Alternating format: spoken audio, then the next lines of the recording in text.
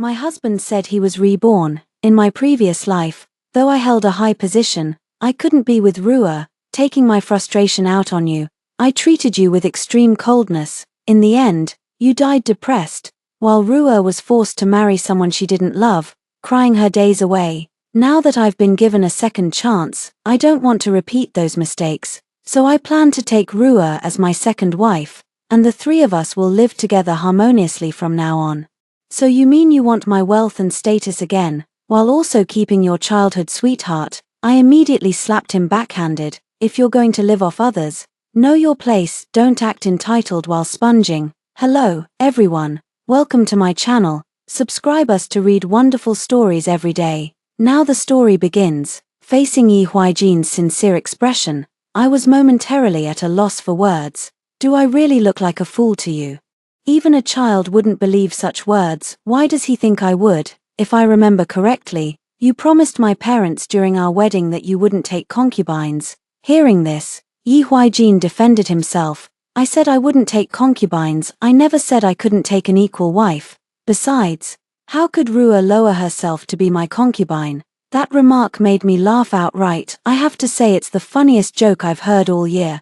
If a commoner girl isn't worthy to be your concubine, then what makes you think I, the esteemed Miss Jew, would ever agree to share a husband with another woman? Perhaps the word commoner struck a nerve with Yi Huijin, for his calm expression instantly twisted into something ferocious. What's wrong with being common? Are commoners supposed to be beneath you? We're just born into lesser circumstances. Why does everyone say I'm reaching above my station by marrying you? Why do they call me a freeloader? Looking at Yi Huijin's agitated expression, I couldn't quite understand it. Others weren't wrong either. So why was he getting so worked up? Yi Huijin lost his father early in life, leaving him and his mother to rely on each other. The widowed mother ran a tofu stall, struggling to raise him through difficult times. My parents, fearing I might suffer mistreatment after marriage, chose among his many students one who was steady, reliable, and easy to manage. After much deliberation, Yi Huijin was finally chosen. Though his family was poor, he was exceptionally handsome. Moreover, with only his elderly mother at home, I could take charge immediately after marrying into the household. When I first married him, he was truly penniless, just a gravely ill old mother and a dilapidated house to his name. My mother couldn't bear to see it any longer, so she bought a big house and prepared a generous dowry. That's when life started getting better.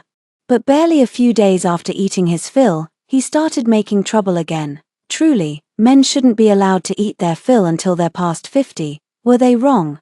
Tell me what part of your food, clothing, shelter, or transportation doesn't come from my Jew family? I leisurely inquired, quite satisfied to see his face turn deathly pale. But I had no intention of letting him off. You said you want to marry a second wife, then tell me, can you afford the betrothal gifts? Do you have money for the wedding banquet? With the meager monthly stipend my father gave him, it barely covered daily expenses for him and his mother. Where would he find spare cash for marriage arrangements? Or do you want me to handle it for you? I wouldn't dare. Later you might accuse me of looking down on your commoner background, or say I've wounded your fragile pride. In my opinion, since this house was arranged by my mother, outsiders might gossip that you're living off a woman if you stay here. Why don't we move back to our old place? Though it only has 2 rooms, it's fine. Rua and I can take turns sharing with mother. That way we won't give people anything to talk about. Yi Huijin froze, a flash of embarrassment crossing his face. But it lasted only a moment before his expression returned to its previous state, confident yet unassuming, as if victory was assured. Ju Fuxing. There's no need for you to be so domineering. Do you know how high I climbed in my past life? In that life, I held the position of Prime Minister, with strategists spread across the land, while your Jew family declined early and was exiled en masse. It was only through my protection that you avoided exile. If in this life you'd lower your pride and serve me and Rua properly, I might consider safeguarding your Jew family's integrity for your sake. Hearing this, I didn't bother hiding my exaggerated eye roll. Father once said this man had some petty cleverness, but not much. Though well read in classics, he was ambitious yet incompetent, indecisive in action, and excessively proud, truly unfit for great achievements. That's also why father agreed to let me choose him. He's got some cleverness about him. But he can't stir up any real trouble. He said he became prime minister in his past life. What utter nonsense. A poor scholar like him would struggle to even enter the palace without connections, let alone have an audience with His Majesty, unless my father supports him. But the Jew family has no shortage of intelligent and courageous men. How could they elevate a useless son-in-law like him to such a high position? As for the Ruer he mentioned, I've heard of her too. The two grew up together and developed mutual affection. Since childhood, Yi Huijin had vowed to marry Jiu Euro when they grew up. When father first mentioned making him the Jew family's son-in-law, he refused on these grounds, knowing he already had someone in his heart. I didn't insist and asked my father to find someone else instead. After all, there's no shortage of scholars like him. Yet not long after, he actually approached my father himself, saying Jiu Euro was already betrothed to another, and promised to devote himself wholeheartedly to me from then on, seeing how fond I was of him. My father abandoned thoughts of finding another suitable son-in-law, but my mother worried he might never forget Jiu Euro, fearing I'd suffer heartache later. At that time, my father thumped his chest and vowed solemnly, if he's chosen the Jew family, it proves he's ambitious, he desires power and status. I can give him both, he wouldn't be so ungrateful. But it's only been a few days since we got married, and he's already started spouting nonsense. I used to think he had a clear mind. But now I wonder if he's eaten too much and clogged his brain. I slapped him directly to clear his mind. The slap stunned him completely, and when he came to his senses, he glared at me with gritted teeth. Ju Fuxing, how dare you hit me? Without hesitation, I slapped him again. I hit you because I wanted to. What's there to be afraid of? I thought he was just having a nightmare and dared to speak rudely to me, but I never expected he'd actually raise his hand to strike back. Of course he couldn't touch me, his hand barely raised before he was pinned to the ground. In front of everyone, I patted his face mockingly. If you're going to live off a woman, know your place. Don't try to act tough while sponging off others. I don't care what high position you held in your past life, remember. Everything you have now belongs to my Jew family. I can make you endlessly wealthy, or I can leave you with nothing. With that, I grandly returned to my parents' home. What kind of joke is this? My parents didn't bring me into this world just to suffer humiliation. When I got home, I ate and drank my fill, then timed it perfectly before bursting into tears. Father returned from court to find me weeping as if my heart would break, looking utterly wronged. Upon learning what had happened, he immediately slammed the table and roared in anger. You ungrateful cur, how dare you bully my daughter? Though father held the position of chief counselor and was known for his self-discipline and impartiality in court, at home he was utterly devoted to his daughter. When my two elder brothers heard what had happened, they too flew into a rage and set off to confront Yi Huijin.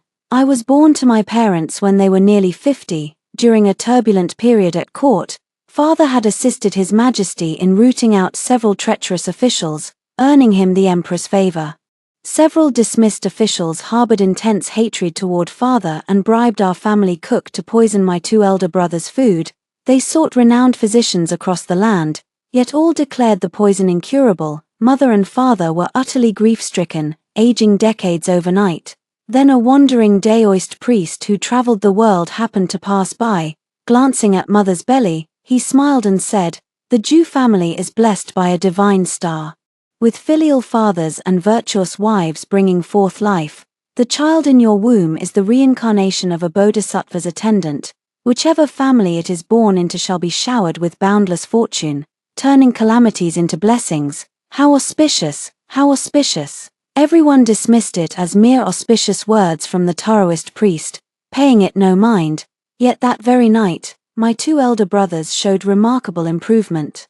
Many physicians had diagnosed they wouldn't survive half a month, but they stubbornly clung to life for a full month, their conditions continuously improving. Around this time, my mother gradually began showing signs of pregnancy. When the physician examined her pulse, it was confirmed she was indeed with child. My parents were overjoyed, as I was their late-life treasure, and with my status as a lucky star, you can imagine how much they doted on me, to ensure I wouldn't suffer any grievances.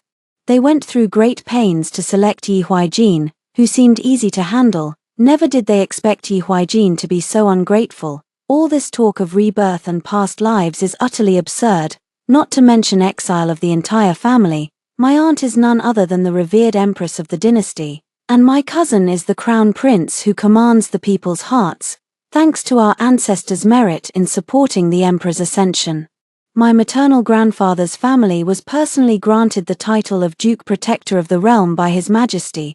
Both my elder brothers hold positions in the Ministry of Revenue and Ministry of Justice respectively, enjoying considerable imperial favor.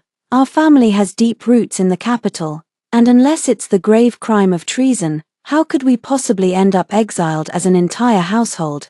Yet today, Yi Huijin is truly acting unlike himself. Though he's always spoken with neither arrogance nor humility, that was merely the inherent pride of a scholarly gentleman. Today, he seems to have undergone a transformation. His every word and gesture now strikingly resembles father's. His gaze seemed to have grown deeper, brimming with calculation. How could a person change so drastically overnight? Though these matters seemed absurd, they concerned our family's future. Even the slightest irregularity demanded my full understanding. I stopped my two elder brothers and persuaded our parents, determined to first uncover the truth behind all this. If everything he says is true, then I'll be ready to adapt at any moment. If it's all lies, I can take my time tormenting Yi Huijin. After dinner, I returned to the home I share with Yi Huijin. Fearing he might flee, I had people keep watch over him early on, but today he had locked himself in the study all day, refusing even dinner. I made my eyes red and swollen. Then personally carried the meal tray inside. Husband, today's incident was entirely my fault. Father has already reprimanded me. Whatever happens, we should discuss things properly. I shouldn't have embarrassed you before the servants. Yi Huijin stared at me in astonishment, unable to react for the longest time. I've always been arrogant and haughty in front of him. When have I ever been this humble? But he thought his words today had frightened me, so he arrogantly lifted his chin. Preening like a peacock spreading its tail, he wanted to speak, but I stopped him. You haven't eaten dinner today, be careful not to ruin your health. Whatever it is, we can talk after the meal. Yi Huijin picked up his chopsticks upon hearing this and began eating unhurriedly. When he was nearly done eating, I stood up, opened the door, and shouted, "Someone, send word to my father, tell him my husband has suddenly fallen gravely ill and won't be able to leave the house for several days. We don't know if this illness is contagious, so lock him in the woodshed first." Yi Huijin stared at me in shock, his chopsticks slipping uncontrollably from his hand and clattering to the floor. "Why would you say that, Fuxing? Why can't I move?" I turned my head with a sinister smile. "Because every bite of food you just ate was laced with deadly poison. If you don't take the antidote within 3 days, your body will explode from within. If you want the antidote, you'll have to confess everything truthfully. The poison Yi Huijin ingested was Haitangyu. Don't be fooled by its elegant name, its effects are anything but refined. Those poisoned first experience alternating chills and fever throughout their body, followed by subtle pains that feel no more intense than insect bites. Yet this poison slowly erodes bones and internal organs, dissolving them bit by bit. When the body's interior becomes filled with rotting flesh and bone fragments, it can no longer withstand the pressure, exploding with a bang after 3 days. What a magnificent sight that will be, blood spraying like flowers, chunks of rotten flesh flying everywhere. I watched with immense satisfaction as Yi Huijin's face turned pale and his limbs began trembling. Father was right, he does have some cleverness about him, though not much. He stayed in the study for a long time today. And only when I looked through his things did I realize he was scheming how to use this matter against the Zhu family. He must be planning to negotiate with father, and fearing it might fail, he even prepared a backup plan. He wrote a letter briefly detailing some secrets of my Zhu family, likely intending to entrust it to Mother Yi for safekeeping, to be produced if necessary. He just didn't expect me to return so soon, nor that I'd feed him poison so bluntly. Yet even after such intimidation, he still clenched his teeth and refused to speak. I leaned in and patted his cheek. "Not bad, quite the tough guy. You've got 2 more days, think it over slowly." Yi Huijin glared at me with fury burning in his eyes. "Zhu Fuxing, don't get too smug. Even if I die, I won't say a word. Sooner or later, your Zhu family will be buried with me. It must be said that Yi Huaijin was indeed handsome, his face as pale as jade, his dark brows sharp as swords. Even when angry, he was a sight to behold. The only problem was his stubborn mouth. If you're so eager to die, then I can't help you. Still, I should thank you for the reminder. We can take precautions in advance. Who knows? We might just escape disaster. But you're doomed for sure. I'm not worried he won't talk after all. No one can endure that bone-deep pain. Even if he dies, it's no great loss, leaving aside whether anything he says is true. Just his sheer audacity in proposing to take a second wife mere days after our wedding to humiliate me. My Jew family would never let him off for that. But in the end, I overestimated him.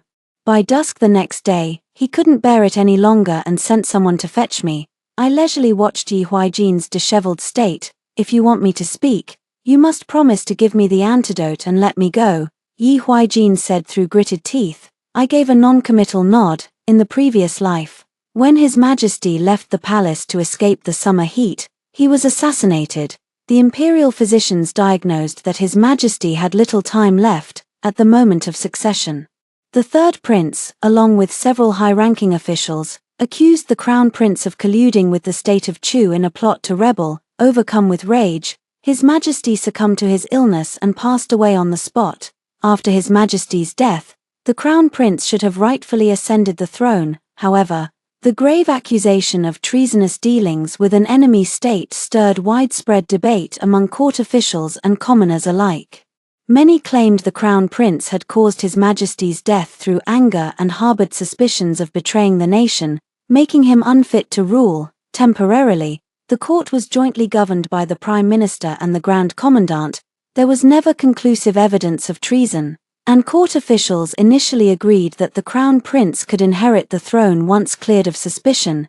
Yet, driven by impatience and ambition, the crown prince recklessly allied with the guardian general to stage a rebellion. Unbeknownst to him, the third prince had anticipated this move and laid defenses within the palace, swiftly crushing the crown prince's faction. In the end, the Grand Commandant supported the third prince's ascension to the throne. While the crown prince perished during the rebellion, those who had backed the crown prince's revolt were either executed or exiled. After hearing all this, my face remained expressionless, but my heart was in turmoil. Though father was somewhat conservative by nature, he wasn't as obstinate as others. He didn't believe that a woman's virtue is her lack of talent. Instead, he thought that broad knowledge led to better judgment and prevented one from being bullied. Therefore, he didn't limit my education to just music, chess, calligraphy, painting, needlework, and the principles of serving a husband and raising children. He never excluded me from his conversations with my brother, so through daily exposure, I naturally learned many things. My family supports the crown prince, and I knew a thing or two about his collusion with the enemy, but this matter was known only to a few of us. So how did Yi Huaijin find out? He's only been married to me for a few days. There's no way father would tell him such a treasonous secret that could cost us our heads, given his sudden change in temperament. I couldn't afford to ignore it. I wanted to press for more details, but he stubbornly refused to say another word. I pulled a pill from my sleeve and tossed it onto him. He couldn't die before I got to the bottom of this. Yi Huaijin held it in his hand and examined it for a long time, then threw it away with a grim expression. Are you mocking me? This is definitely not the antidote. Hearing this, I couldn't help but look at him with newfound respect. How did you know this isn't the antidote? Yi Huaijin didn't respond, just glared at me angrily. I shrugged and pulled out another pill. He continued examining it for a long time, both looking and sniffing. Just as I was about to lose patience, he finally placed the pill in his mouth. After watching him swallow it with my own eyes, I called 2 men over and pointed at the pill from earlier. Force this pill into his mouth. Yi Huaijin stared at me in disbelief. Ju Fuxing, what are you doing? Didn't you promise to let me go? Watching him forcibly swallow the pill, I flashed a sly smile. So what if I promised? Can't I change my mind? Oh, and by the way, the second one was actually the antidote. With that, I turned and walked away. This fool thinks himself clever. Sniffing and examining, apparently he knows the poison and antidote of Haitang. You look identical. Little does he know the difference lies not in color or scent, but in texture. Haitang Yu's poison feels smooth and delicate to the touch, while the antidote is rough-grained, crumbling when pinched. The thought of Yi Huaijin's presumptuous behavior makes me want to laugh, but when I consider it more deeply, the laughter suddenly dies in my throat. This Haitang moon is an extraordinarily rare medicine in this world, its refining method long lost to time. The only person capable of producing it now serves my father. The antidote shares the same formula, knowledge that should be exclusive to our Ju manor. How could Yi Huaijin, a destitute scholar, possibly know of it, unless he truly possesses memories from a past life? Father and my two elder brothers all wore grave expressions after hearing this. Think carefully, did any of you slip up and say something you shouldn't have? Father looked sternly at each of us. The three siblings exchanged glances before shaking our heads in unison. None of us were reckless by nature, especially when it came to matters concerning our family's survival. This matter is of great importance. I must enter the palace to inform the crown prince. You all go and investigate whether anyone else knows about this. As for Yi Huaijin, father narrowed his eyes slightly, his gaze sharp and unyielding. I'll personally pay him a visit tomorrow. Xing'e, you keep things steady at home. If anyone seems suspicious, don't hesitate. I nodded obediently, silently lighting a candle in my heart for Yi Huaijin. Father was notoriously biased and protective. Those he favored would be carefully shielded, but those who crossed him would surely meet a terrible end. The court officials described my father thus: Prime Minister Ju who could sail a boat in his broad belly, and Ju Shuxian the schemer with petty-mindedness. When several officials poisoned my two elder brothers, father declared in court that he wouldn't hold grudges. What's past is past. Yet after court adjourned, those men were abducted at the palace gates. When found, they'd already died in most unsightly fashion. Rumor says they'd been force-fed 100 different poisons while alive.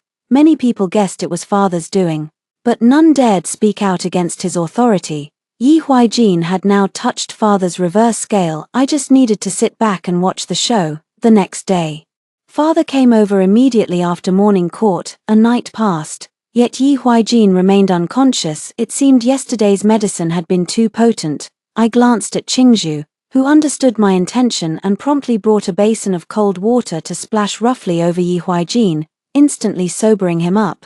Seeing that he was unharmed, I breathed a slight sigh of relief. Father intended to interrogate him personally. If I accidentally killed him, I wouldn't be able to bear the consequences. When Yi Huaijin saw me, he glared furiously, his anger blazing. Yet the moment he caught sight of my father, his body trembled involuntarily, as if gripped by sheer terror. I saw Yi Huaijin's reaction, and naturally, father saw it too. He stroked his beard, his face full of regret. Huaijin, you should know I had high hopes for you. I recommended you to His Majesty, arranged for you to serve in the Ministry of Works, and even gave you my beloved daughter in marriage. You should have had boundless prospects, rising swiftly through the ranks. Yet how did things come to this? Yi Huaijin lowered his head in silence. Father continued, you've spoken recklessly about the royal family, even daring to fabricate tales of His Majesty's assassination and falsely accusing the Crown Prince of treasonous collusion with the enemy. Such treasonous words, how many heads do you think you have to lose? At the mention of losing his head, Yi Huaijin showed slight reaction. Though he remained silent, father wasn't impatient, guiding him step by step. But I quite admire you, and I'd hate to see Xing'e widowed so young. If you're willing to confess everything you know, I'll give you a chance to turn over a new leaf. This matter will never leave this room. Once the storm passes, I'll put in a good word for you before His Majesty and have you promoted to Vice Minister of Works. As for your childhood sweetheart, I'll take the liberty of making her your noble concubine. Xing'e won't make things difficult for her either. You can all live harmoniously together. How does that sound? Yi Huaijin let out a derisive laugh, his tone dripping with sarcasm. How hypocritical. You've said all the right words. But have you ever treated me as your son-in-law, or even as a human being? Has anyone in your Ju family ever shown me respect? Was I wrong to want to climb higher? Seeing him so indignant, I could only feel exasperated. How is this disrespecting you? Mother Yi worked herself to exhaustion and developed numerous ailments. After our marriage, I specially hired renowned physicians to regulate her health. providing all manner of rare delicacies and precious medicinal ingredients without exception. As for Yi Huaijin, his clothing, food, and daily necessities were all of the finest quality, using items of the same standard as mine, never treated differently, and you call this disrespect? Must propping him onto the throne be considered respect? Father remained unperturbed by his mockery, maintaining his usual composure. I thought you were intelligent, the path to survival was laid before you, but since you don't value it, I see no need to waste words. Xing'e, raise mourning banners. Announce that Yi Huaijin succumbed to sudden illness and passed away untreated. His mother, overwhelmed by grief upon hearing the tragic news, lost all will to live and dashed herself against a pillar. I must say father is truly ruthless. If there's anyone Yi Huaijin cares about most, it should be his widowed mother. At the mention of Madame Yi, his pupils visibly trembled. Don't touch my mother, I'll tell you whatever you want to know. Qingzhu brought over 2 chairs. Father took a sip of tea and asked casually, you claim His Highness the Crown Prince conspired with the enemy and rebelled, resulting in my entire Zhu family being exiled. As my Zhu family's son-in-law, you should have been exiled alongside us. How did you escape exile and instead rise to become Chancellor, unless you had already attained the position of Chancellor before the exile? Truly worthy of being called a cunning old fox, his insight cuts straight to the heart of the matter. My Zhu family has no shortage of learned, courageous, and capable young men. Yi Huaijin is merely a son-in-law. Father would never have elevated him to such heights. If he became Chancellor, it could only have been after the Zhu family was exiled. Yi Huaijin gave me a subtle glance at that moment. This look, a sudden sense of foreboding came over me. Meanwhile, Yi Huaijin seemed lost in memories. In my past life, Xing'e and I were an enviably loving couple in everyone's eyes. My father-in-law meticulously guided and fully supported me. To outsiders, I possessed both a virtuous and beautiful wife and the wise teachings of a good father, with boundless bright prospects ahead. Yet a thorn remained in my heart. My childhood sweetheart had married another due to my betrayal, weeping day after day. Though I knew my current standing relied entirely on my father-in-law's support, I couldn't bear her suffering in misery. Defying all opposition, I exhausted every means to rescue her from despair, even proposing to take her as my concubine. Naturally, Xing'e refused consent. My father-in-law threatened to strip me of everything if I insisted on taking a concubine. Torn between inability to bear Ru'er's suffering and reluctance to abandon all I possessed, in my deepest dilemma, the third prince approached me. He promised that if I would gather evidence of the Zhu family's crimes and expose their assistance to the crown prince in colluding with enemy forces before His Majesty, then after the Zhu family's downfall, he would guarantee my life and position me to replace my father-in-law. So I deceived Fuxing, promising we'd live peacefully together after everything was settled. Fuxing loved me so deeply that, is there anything you still don't understand here? Yi Huaijin used me to extract plenty of information, then successfully brought down the crown prince's faction. In the end, my entire family was exiled, while he replaced my father as the new generation's prime minister and flew off happily with his childhood sweetheart, deeply in love. Are you saying I caused my family's exile? This isn't what that Taoist priest predicted back then. The priest said my arrival would bring prosperity to the family, not its downfall. I fell into deep self-doubt. Not only did I not believe it, even father kept frowning at me several times. Yi Huaijin suddenly knelt before his father. In my past life, a moment of folly led to grave mistakes. I beg you to give me another chance to make amends. I'm willing to do anything, even serve as your ox or horse. I didn't pay close attention to what they said afterward, lost in doubt about whether I was truly a lucky star or a harbinger of misfortune. It wasn't until father was about to leave that I snapped out of my daze. Before stepping out, I shot Yi Huaijin a vicious glare. Father was waiting for me in the courtyard. Seeing his tall, sturdy silhouette, I felt a twinge of apprehension. I knew he loved me dearly, but I also knew how much he valued the family's grand enterprise. Xing'e, have you heard of dodder vines? I know a little about it. Uncertain why he asked this, I could only answer truthfully. Since ancient times, people have used dodder flowers to describe women, mocking their fragility and lack of survival skills, claiming they rely on men to live, yet few know dodder flowers have another name. Dodder flowers are also called blood-sucking flowers. Father turned around, standing beneath the tree's shade where dappled light made his face flicker between brightness and shadow. It appears dependent, yet in truth it takes, slowly draining the tree's nourishment, gradually tightening its grip on the tree's lifeline, until the tree withers and dies, ultimately being replaced. Do you understand the lesson here? I nodded thoughtfully. I too wish you could remain innocent and carefree.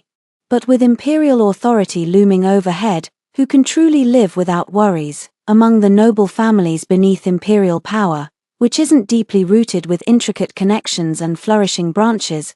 The more luxuriant the foliage, the greater the concerns. Often pulling one hair moves the whole body. Where one person's downfall drags the entire family into calamity, under father and elder brother's protection, you may appear delicate and dependent. But you must also stay clear-headed and maintain the ability to strike back in self-defense at any moment. After father left, I stood in his place and pondered for a long time. Clearly, father took Yi Huaijin's words to heart. Today's remarks were nothing more than a wake-up call. Family honor and disgrace are bound together, and one person's misstep can bring ruin upon the entire household. Yet I remained skeptical of Yi Huaijin's words, though I was drawn to his good looks. I wasn't so blinded by beauty that I lost all sense of proportion, but only he was reborn. I knew nothing of the past and had no way to verify it. For the next month, I didn't step outside once, claiming I was taking care of Yi Huaijin, but in truth, I was keeping watch over him to make sure he didn't run away. But today is the Empress's 100 Flowers banquet, where many noble ladies have been invited to attend. As the Empress's niece, I certainly cannot be absent. The 100 Flowers banquet was held in the imperial garden of the palace, coinciding with the peak blooming season. At a glance, myriad flowers blossomed in splendid display, creating a truly delightful sight. Arm in arm with Princess Anning, we wandered among the blossoms, composing poetry and sharing laughter with the noble ladies amidst the flowers, the atmosphere perfectly harmonious. But with the arrival of a figure, the harmonious atmosphere instantly dissipated. The queen still finds such refined pleasure in admiring flowers. The person who arrived was none other than Consort Li, the current favorite concubine. She was the daughter of the Grand Commandant and also the birth mother of the third prince. No wonder she was so pleased with herself. The third prince had recently accomplished a major task for His Majesty and was currently enjoying immense imperial favor. But the princess will soon depart for a political marriage.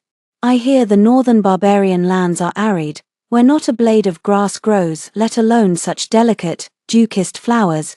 Best take a good look while you still can. At these words, Anning clenched the handkerchief in her hand, and even the smile on Her Majesty the Empress's face froze. I soothingly patted Anning's hand. It seems Lady Li is not fully aware of the significance of this royal marriage alliance. Princess Anning, as the esteemed princess of Great Qi, is embarking on this union to foster friendship and peace between our two nations.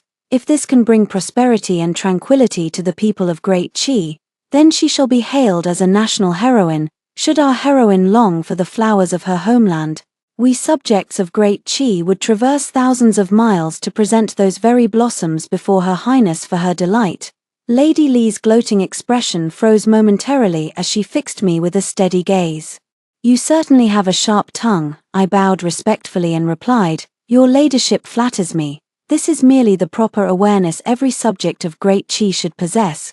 Consort Li wanted to speak, but the Empress interrupted her. It seems Consort Li lacks the awareness that everyone should possess. Without such awareness, perhaps I should report to His Majesty to see if the third prince shares this same deficiency. The remark was dripping with sarcasm, infuriating Consort Li beyond measure, yet she could find no words to retort, managing only a cold snort before arrogantly departing with the parting shot. Let's see how long your joy lasts. Of course she dared not refute after all.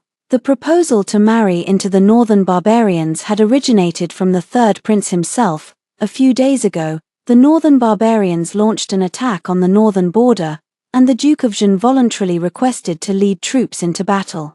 But just as the expedition was about to begin, sudden dire news arrived from the south. General Liu, who had been guarding the southern border, raised troops in rebellion, leading a massive army straight toward the capital. having defended the south for many years. General Liu was a brilliant strategist with ample troops at his disposal. Ordinary men could hardly resist him, only the Duke of Zhun could stand against him to some extent, but at this moment, with crises both domestic and foreign pressing urgently from both sides, His Majesty hesitated, uncertain where to focus the military strength. In the midst of this overwhelming predicament, the third prince suddenly proposed a plan to negotiate a marriage alliance with the northern barbarians, resolve the internal crisis first, then eliminate the external threat. As soon as this plan was presented, it met with fierce opposition from the crown prince. First, the great Qi dynasty has never had a precedent for marriage alliances. Second, if marriage alliances were to be negotiated, it would be tantamount to declaring to the entire world that Great Qi lacks military strength and can be bullied by anyone. If neighboring countries were to follow suit, how would Great Qi respond? The court was divided into two factions. Those led by the third prince who supported marriage alliances, and those aligned with the crown prince who opposed them.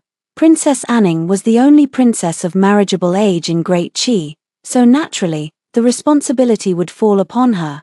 Princess Anning was the biological daughter of the Empress and the full sister of the Crown Prince, yet despite the Empress and Crown Prince's desperate pleas, His Majesty agreed to the marriage alliance. In his youth, His Majesty had been a heroic commander, brave and resourceful in leading troops to battle, but as he grew older, he became obsessed with cultivating immortality and refining elixirs, neglecting state affairs entirely. Upon hearing that sacrificing one daughter could buy temporary peace, he agreed without hesitation. The northern barbarians were crude and savage, and the journey was long and arduous. No one knew if Anning would ever return once she departed, after the imperial decree was issued. Anning wept day after day, her face never graced by a smile. The Empress, heartbroken for Anning, organized this flower banquet in hopes of bringing her some comfort. Little did I expect Consort Li would meddle in our affairs. Having grown up with Anning since childhood, I couldn't bear to see her mocked. So I spoke up in her defense. This surely offended Consort Li, but I wasn't afraid. My father is the Chancellor, hers the Grand Commandant. The two counterbalance each other in court, neither fearing the other. Besides, I have the Empress backing me up. She wouldn't dare lay a hand on me openly. With Consort Li dampening the mood, no one was in the spirit to admire the flowers anymore, and the gathering dispersed. Returning to the estate, Yi Huijin was already nowhere to be seen. The empty woodshed didn't surprise me. If even so many guards couldn't keep him confined, he must truly have some skill. The Zhu residents and the Crown Prince dispatched wave after wave of people searching for him, combing through the entire capital, yet there remained not a trace of him, carrying the secrets of his past life. And with so many people failing to locate him, everyone knew exactly where he must be hiding. Several days later, my elder brother personally escorted me back to the Zhu residence. I noticed the number of guards in the estate had doubled. Father and elder brother have been coming and going more frequently these days, returning home later and later. Though I never step outside, I can still sense the impending storm in the air. The weather must be about to change. At such a tense moment, Yi Huijing actually dared to send me a letter. In the letter, his tone was utterly arrogant, telling us to prepare coffins and gravesites. He brazenly declared he'd spare my life only to sell me into a brothel. So I could taste the bitterness of being trampled upon, all bark and no bite. I treated it as a joke and paid it no mind. The game isn't over yet, we'll see who laughs last. In the blink of an eye, the day of departure for the political marriage arrived. After bidding farewell to her homeland, Princess Anning embarked on her journey to the northern barbarians. Several days later, the envoys escorting the princess sent back news that the procession had encountered malicious obstruction while resting in the capital city. That group had a clear objective. They charged straight toward the princess with the intent to abduct her. Fortunately, the villains did not succeed and were driven off in defeat by the guards of the ceremonial procession. Not only that, but several of the villains were captured, under severe torture. They confessed to being sent by His Highness the Crown Prince to rescue the princess. When the news reached the capital, the entire city was in an uproar, and rumors spread like wildfire. Almost all the talk was about the Crown Prince. A minister at court boldly spoke out. claiming the crown prince was indecisive and disregarded the greater good, utterly unworthy of being heir apparent. Though His Majesty said nothing, his displeasure toward the crown prince had been evident these past days. Just then, triumphant news arrived from the southern front. The Duke of Zhengguo had also clashed directly with General Liu's forces. In their first engagement, the Duke secured an initial victory, gaining the upper hand. When the news reached the capital, His Majesty was overjoyed and praised the third prince, who had proposed the idea, in front of all the court officials, showering Consort Li with countless jewels. Rumors spread throughout the palace, whispering that the emperor intended to depose the crown prince and appoint a new heir. During this time, Consort Li and her son basked in glory, their arrogance knowing no bounds. When Consort Li arrived, I was accompanying the empress in a game of chess. She was truly brazen, not even bowing to the empress. She boldly took her seat beside us. Her Majesty the Queen truly has remarkable composure, with palace rumors swirling everywhere. Instead of trying to stop them, she still finds leisure to play chess. The Queen showed no irritation, continuing her chess game with undisturbed calm. Rumors will always remain rumors, no matter how widely they spread. They can never become truth. Since that's the case, why should I bother wasting energy on them? Consort Li scoffed upon hearing this. The Empress truly shows her age, resorting to self-consolation now. After all, we were once sisters. If you'd humble yourself before me now, your days ahead might be more comfortable. Such words showed utter disregard for propriety and were outrageously insolent. Just as I was about to speak, the Empress stopped me. She told me to focus on the chess game and pay no mind to bothersome mosquitoes. Seeing that her provocations went unanswered, Consort Li found herself bored and left in a huff, sleeves flaring. The Queen didn't even glance up, completely focused on the chess game before her. There's a saying, whom the gods would destroy, they first make mad. Let her revel in madness for a few days. This prophecy was soon fulfilled. Half a month later, the royal wedding procession was ambushed unexpectedly. Most of the northern barbarians' envoys were killed or wounded, and the princess was brutally murdered by ruffians while attempting to escape. At the same time, while the Duke of Zhengguo was patrolling the border, he fell into an ambush and was severely wounded. Now unconscious. Taking advantage of this, General Liu launched a fierce attack, leaving our forces struggling to hold their ground. The situation was extremely dire.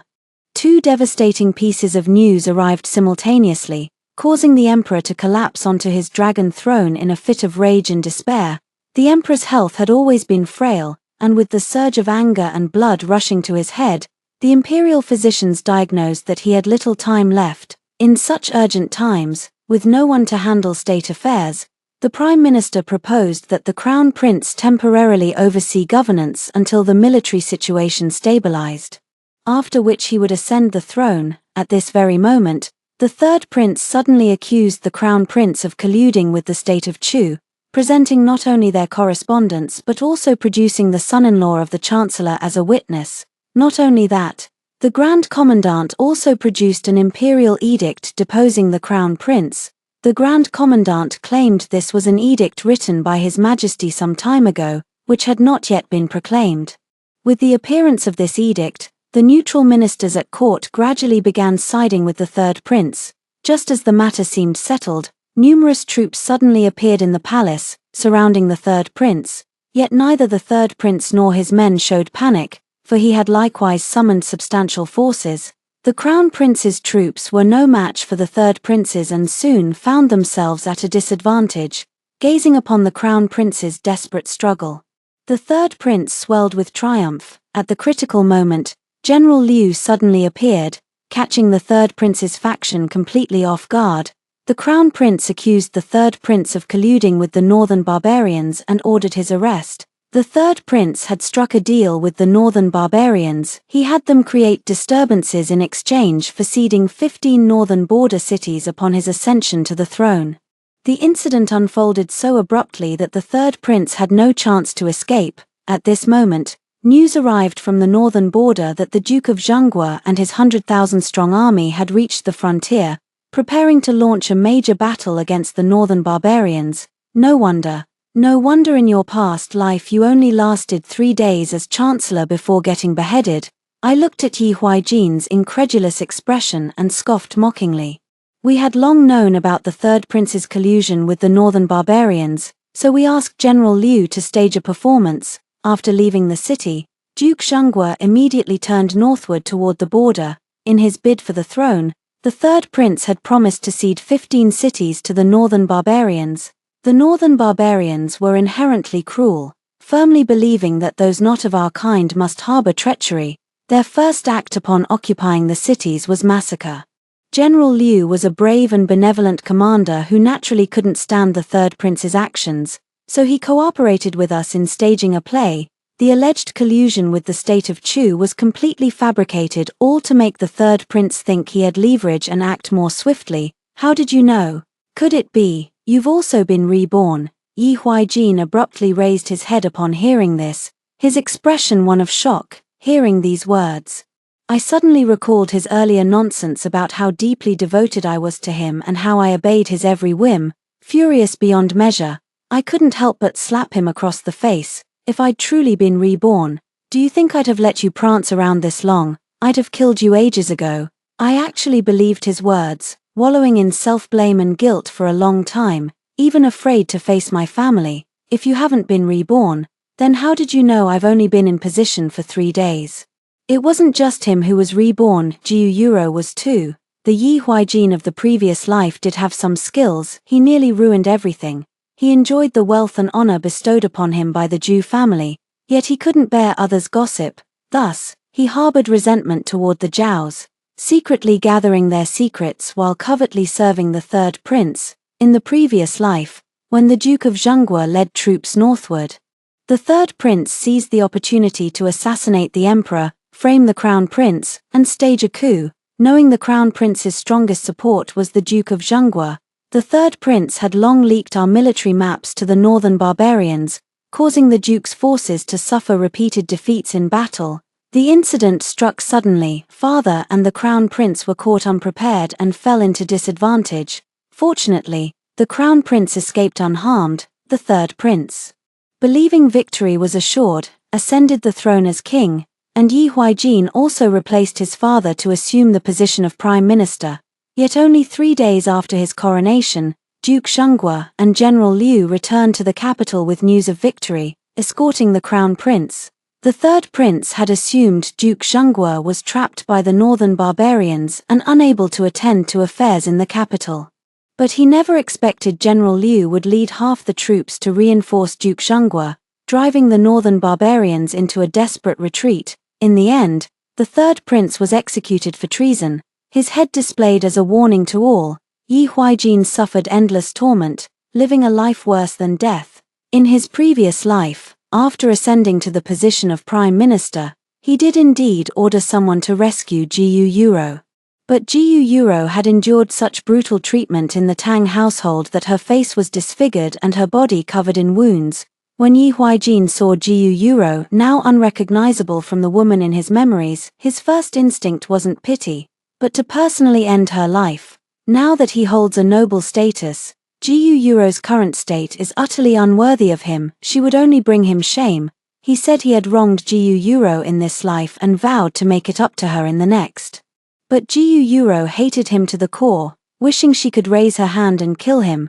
Jiu Yuro's mother was a lowly cleaning maid who climbed into Master Gu's bed, became pregnant, and died shortly after giving birth to Jiu Yuro.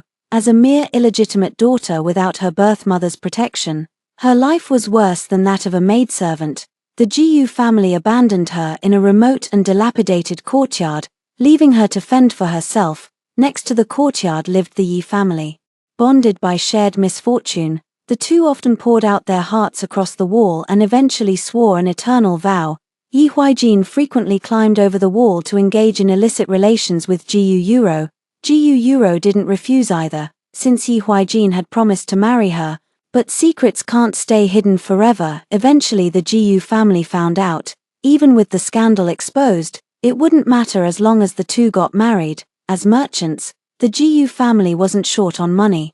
And Yi Huaijin was a scholar. Marrying off an unimportant concubine-born daughter to a scholar wasn't a bad deal if he made something of himself someday. The Jiu family might even bask in reflected glory. To live an ordinary life without ambition wouldn't lose you anything.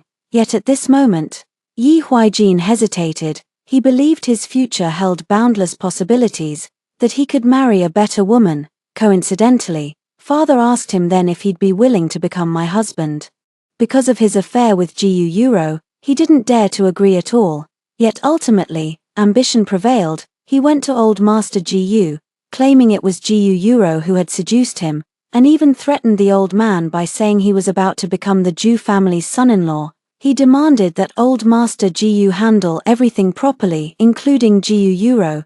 The Jiu family originally intended to have Jiu Yuro killed, but then their business ran into trouble and they needed help from the Tang family, who were also merchants, so they sent Jiu Yuro to the Tang family as a concubine instead. The head of the Tang family was a man nearing 50, immensely wealthy with a house full of wives and concubines. Yet he had bizarre fetishes. He delighted in torturing women in bed, and countless women had been carried out of his household. Jiu Yuro entered the Tang family, and her fate was all too predictable. She endured unspeakable torment in that house, living a life worse than death. After finally waiting for Yi Huaijin, she thought she could escape this living hell and live a good life, only to meet her death instead. Her soul, burdened with overwhelming resentment, refused to dissipate after death. It lingered by Yi Huaijin's side, watching him bask in glory, then witnessing his gruesome demise. In the end, they were both reborn together. After fleeing the Tang residence, she came straight to me. She made a pact with me. She would tell me everything about her past life. And in return, she would personally kill Yi Huaijin. I agreed. I watched as she plunged the dagger into Yi Huaijin's heart, then stabbed him over a dozen more times in a fit of rage. I didn't kill her. Instead, I gave her a sum of silver and told her to start anew somewhere else. As a woman myself, I know all too well how little control women have over their own lives in this world. The first half of her life was beyond her control, filled with hardships. Now she is no longer constrained by others. Hoping to live freely and unrestrainedly in her later years, after everything settled, my aunt said she would find me another handsome husband. With Yi Huaijin as an example, I absolutely dare not consider it again. I begged my elder brother to find me a secluded paradise. This paradise was filled with apricot blossoms, and when they bloomed, petals filled the sky while their fragrance perfumed the air.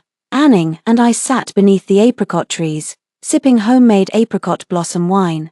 The mingled scents of wine and flowers enveloped us, making us forget all worldly troubles. The end.